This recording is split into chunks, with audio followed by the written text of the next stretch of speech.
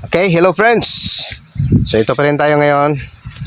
Magbibigay pa rin tayo ng content ngayon. Ito kay kung paano natin pipiliin ang dapat nating kalabanin sa sabungan. So dito, usually ang pinipili natin ay ang laki ng manok. O kung malaki ba yan ang manok, ayaw mong lumaban. Kung maliit naman yung manok, yun ang pinipili mo. Ngunit nagkakamali ka, my friend. At alam ko na marami sa inyo dito ang ayaw maniwala nito. Ngunit bibigyan ko kayo ng hint. Depende sa iyo kung maniwala ka. Depende naman kung ayaw mo maniwala. Kung ayaw maniwala, sa iyo rin yun.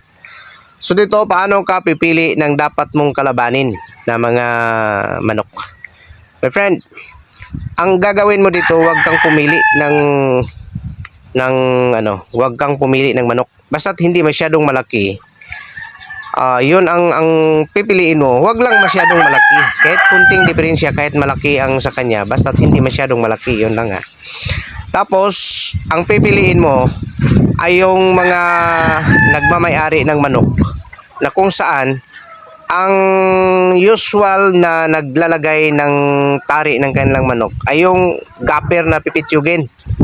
Basta't malalaman mo naman yun kung sino yung mga gapper na pipitsugin. Yun lang pipiliin mo. At saka pipili ka ng ang maglagay sa manok mo ay yung gapper na, as what I said, seconds. Seconds lang ang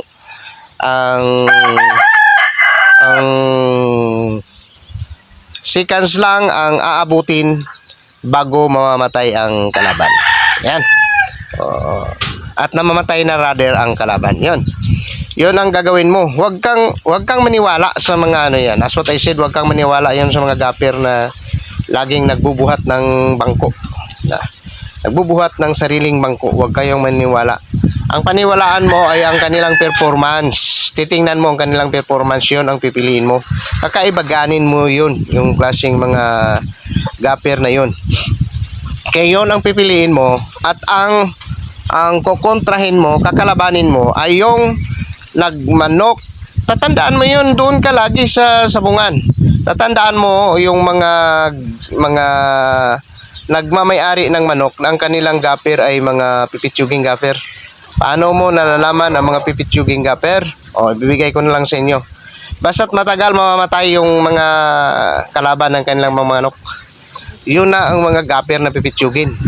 Pag ang manok ay siyang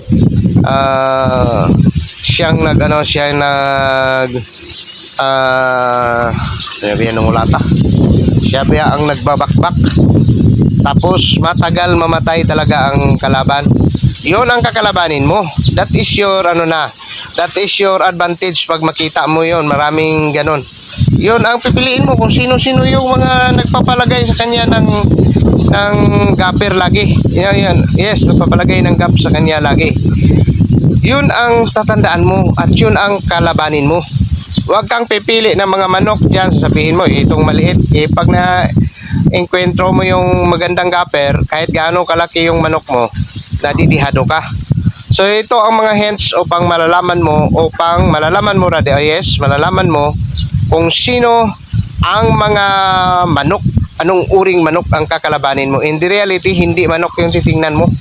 Ang titingnan mo ay ang nagmamay-ari ng manok at saka ang gapper ng kanilang manok. Yun ka, magiging business mo to pag marunong kayo nito. Mayroon ka, ako kasi madali kong makalimutan yung mga tao Yan, pag marunong kayong gumawa nito, matatandaan mo yung klaseng mga tao na yon.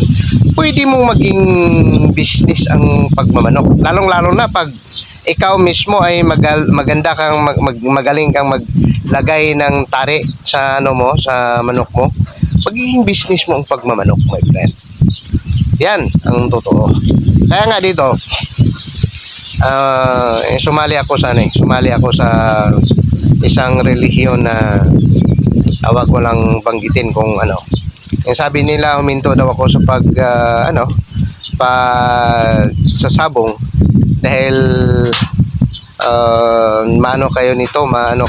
malugmok kayo sa kahirapan. Ngunit ayaw kong maniwala Kaya nga ayaw kong ipagpatuloy dahil sa Ganon ang mga theory nila. Yan ang gusto nila. Dahil dito hindi ako laging lugi.